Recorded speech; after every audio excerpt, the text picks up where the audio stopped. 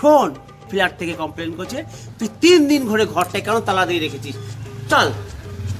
সবাই দেয়, কিন্তু আমি বাড়িতে ছিলাম না, তাই তো 3 দিন তালা দিয়েছিলাম। শোন, এমনি এমনি এই পোশাকটা আমার গায়ে চড়েনি, বুঝতে পেরেছিস তো? তুই তালা দিচ্ছিস কিন্তু ঘরের থেকে আওয়াজটা আসছে কি, গোংরার আওয়াজটা আসছে। আমাকে কি মনে করেছিস উল্লু? চল। শোন, এই কেলটু কেলটু অফিসারের নাম না পুরো সারা বাংলায় ঘোরে, বুঝেছিস তো? চল। তোর নামটা কি বলতো? আমার নাম ঘেটু।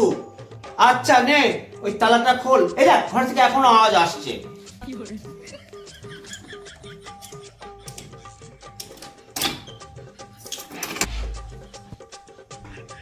এ কি ব্যাপার? শ্মশান ঘর? এই কি, এই তো মেয়েটাকে তুই বেঁধে রেখেছিস।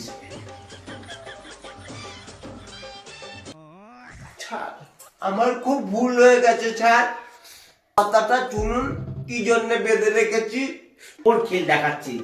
লকাবে কি করে নিয়ে গেছে, ডান্ডা দিয়ে তোকে সোজা করতে হয়, তুই সেটা দেখবি। আহা রে,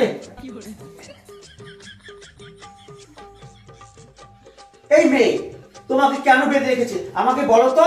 আমি বললাম আমাকে একটু শপিং মলে নিয়ে যেতে, সেখানে গিয়ে আমি একটা জামা পছন্দ করেছি, মানে কাপড় পছন্দ করেছি, আমি কিচ্ছু এনে দেয়নি। তার মধ্যে বলেছিলাম আমি একটুখানি মেকআপ করবো, মেকআপে জিনিসগুলো লাগবে, চুড়ি লাগবে, কানের লাগবে, দুল লাগবে, আর বলেছিলাম কি দুটো শাড়ি পছন্দ হয়েছিল, সেই শাড়িগুলো কিনবো। এতগুলো পছন্দ করার পর আমাকে মাত্র একটা জামা কিনে দিয়েছে। আমি কি গাড়ির বাচ্চা আমাকে একটা জামা কিনে দিয়েছে? ওই সপ্তাহে হয়েছে দূরের কথা। তারপর বললাম কি যে না, আমাকে একটুকুনি ইয়ে করতে বললাম, যে তার মধ্যে আমাকে একটুখানি যদি একটা ডায়মন্ড পছন্দ হয়েছে, ডায়মন্ডের নেকলেস না দিলে অন্তত সোনার একটা 10 ভরি হাত করে দিতে, তাও তো দিল না। তার মধ্যে বললাম যে আমার সব বন্ধুরা তো পার্টিতে যায়, আমাকেও পার্টিতে নিয়ে চল, আমি একটু মকটেল খাবো। মকটেল তো দেয়নি, কোথা থেকে 10 টাকা দামে চুল্লু নিয়ে এসে দিয়েছে। একটু সিগারেট চাইলাম, সিগারেটের বদলে দিয়েছে বিড়ি। আমি কি বিড়ি খাই? এই 70 বছর চাকরির অভিজ্ঞতা আমি বুঝতে পেরেছি মেয়েরা কেন নির্যাতন হয়। ঠিক তোমাকে দিকে বুঝাই, তুমি একটা প্রকৃত দৃষ্টান্ত।